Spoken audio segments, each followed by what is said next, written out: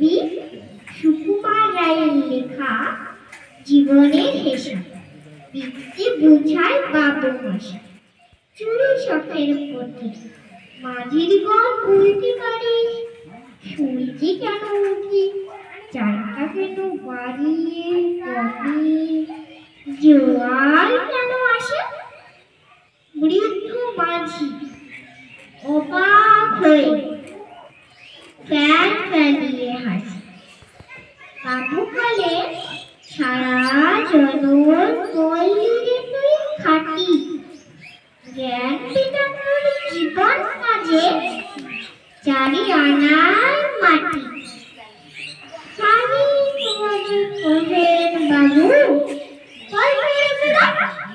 কেন এমন নীল দেখা যায় আকাশের ওই চূড়া, বল করে কি সূর্য চাঁদি গ্রহণ লাগে কেন। বৃদ্ধ বলে, আমায় কেন লজ্জা দেশেন হেন।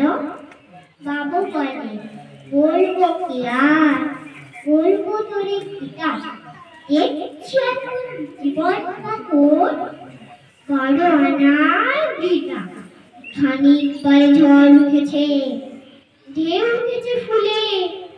বাবু দেখে নৌকা খানি ডুবলো বুঝি তুলে। মাঝি বল, এ কি আপদ, আরে ও ভাই মাঝি, ডুবলো নাকি নৌকায় পার, মরবো নাকি আজি।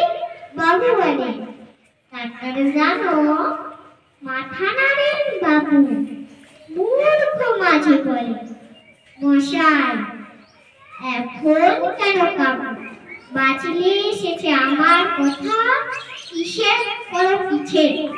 তোমায় দেখি জীবন খানা, শুনো আনায় গেছি।